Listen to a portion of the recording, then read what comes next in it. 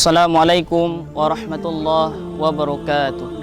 Innal hamdalillah nahmaduhu wa nasta'inuhu wa nastaghfiruh wa na'udzu billahi min shururi anfusina wa min sayyiati a'malina. May yahdihillah fala mudilla wa may yudlilhu fala hadiyalah. Asyhadu an la ilaha illallah wahdahu la syarikalah wa asyhadu anna Muhammadan abduhu wa rasuluh sallallahu alaihi wasallam la nabiyya ba'dah.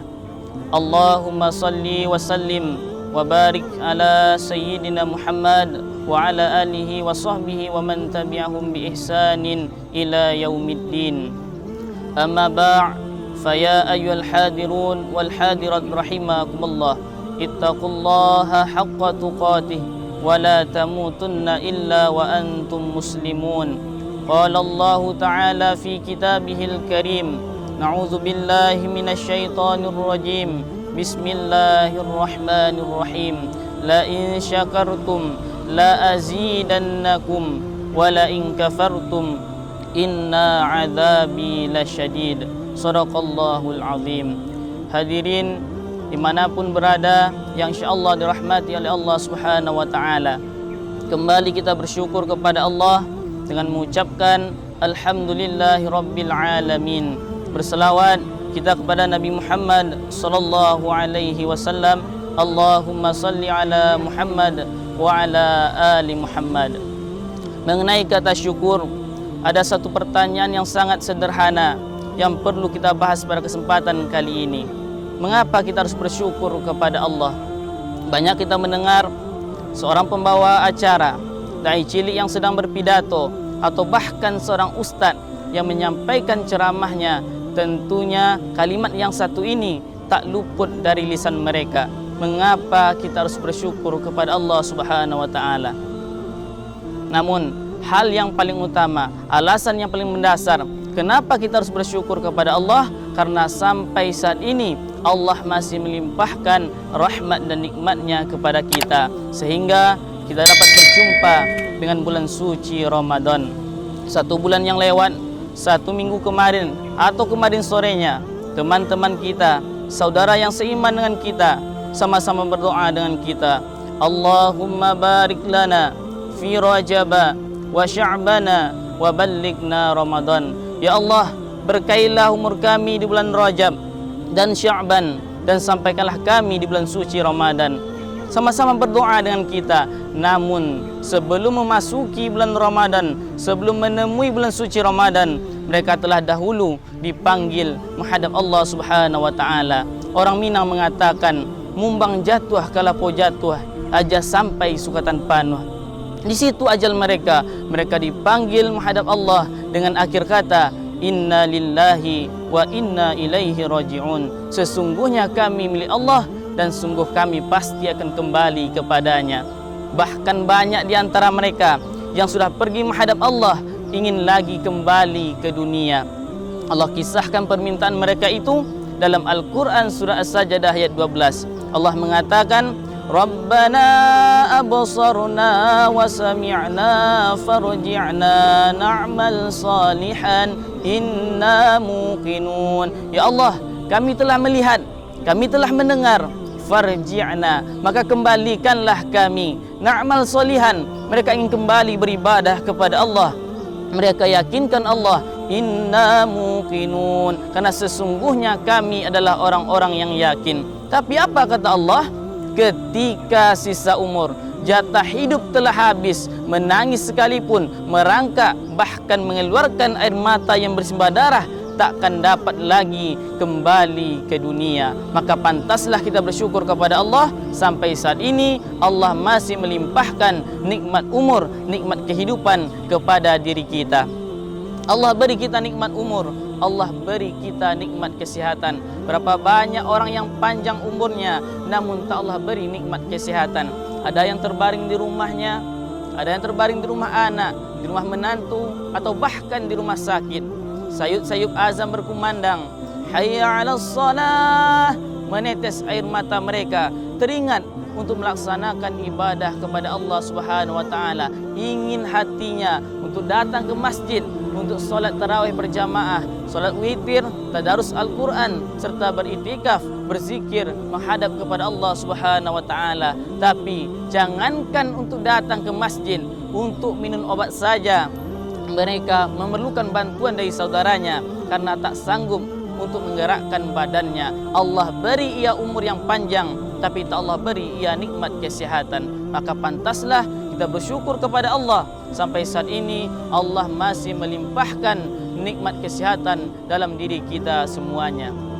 Allah beri kita nikmat umur, Allah beri kita nikmat kesihatan, Allah beri kita nikmat yang ketiga, yang mana nikmat yang ketiga ini adalah penentu dari segala nikmat yang ada, yaitunya nikmat keimanan. Berapa banyak orang yang panjang umurnya, sehat badannya, namun ketika datang panggilan Allah, mereka acuh tak acuh, tak menghiraukan panggilan Allah Subhanahu wa taala. Padahal Allah telah mengatakan, salah satu tanda orang yang beriman, idza dzukirallah, apabila disebut nama Allah, wajilat qulubuhum, bergetar hati mereka. Ketika seorang hamba tak lagi ada kerjaan, tak ada kegiatan, datang panggilan Allah dan mereka tidak memenuhinya, itu tandanya hati seorang hamba telah ditutup oleh Allah Subhanahu wa taala. Khatamallahu ala qulubihim wa ala sam'ihim wa ala absarihim ghishawah wa lahum adzabun azim.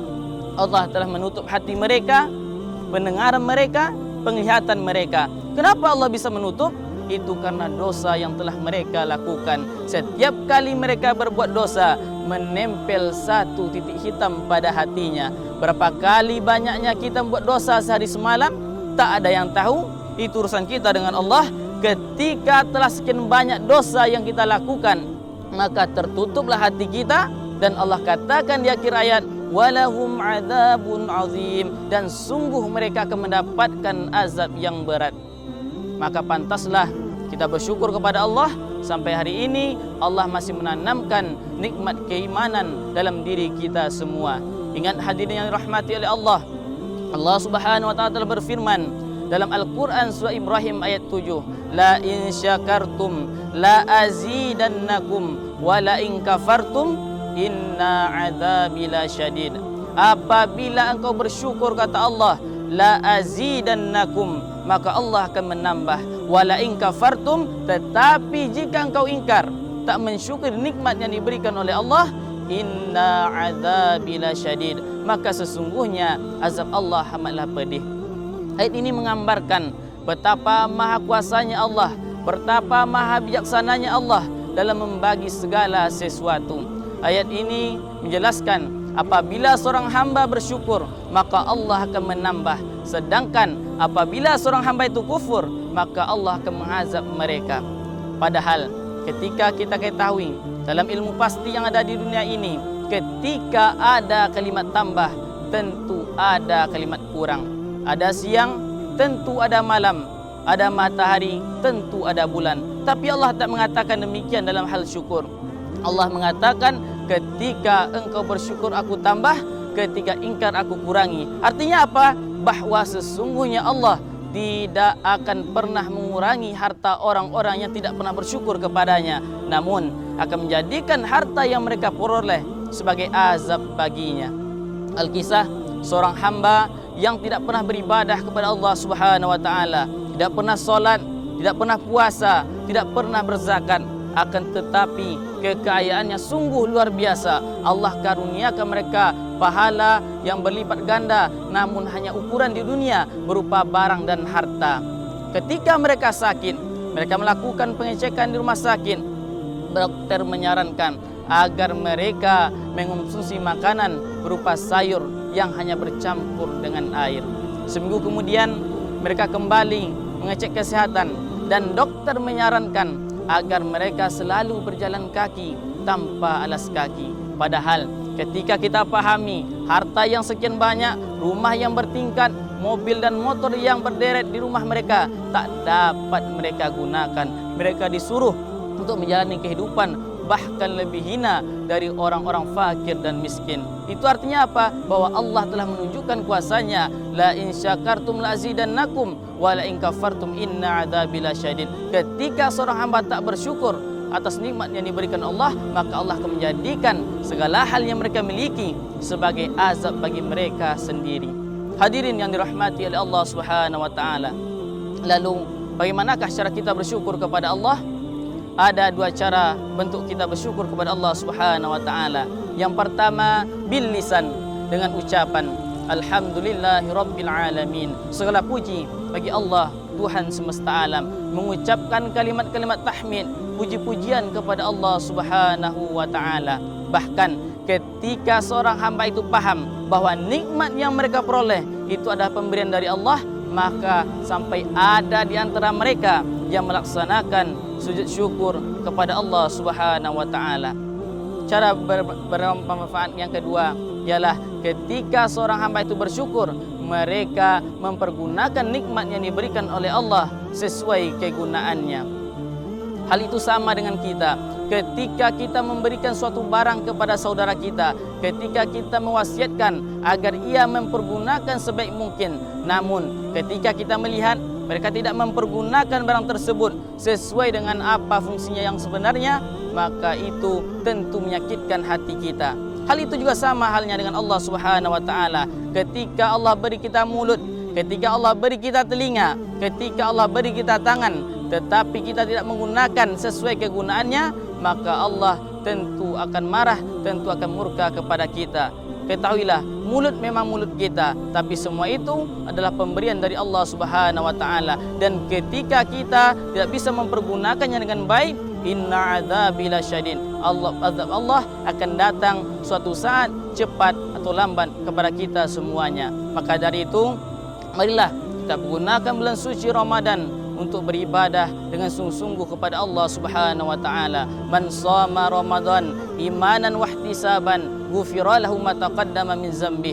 Barang siapa yang berpuasa di bulan suci Ramadan dengan iman dan penuh perhitungan serta mengharapkan pahala dari Allah, ghufira lahu ma taqaddama min dzambi, maka akan diampuni dosanya yang telah berlalu. Man qama Ramadan imanan wa ihtisaban ghufira lahu ma taqaddama min dzambi. Barang siapa yang menghidupkan bulan suci Ramadan dengan salat tarawih, witir, tadarus, itikaf karena Allah dengan penuh perhitungan, ghufira lahu ma taqaddama min dzambi, maka akan diampuni dosa-dosa mereka yang telah berlalu.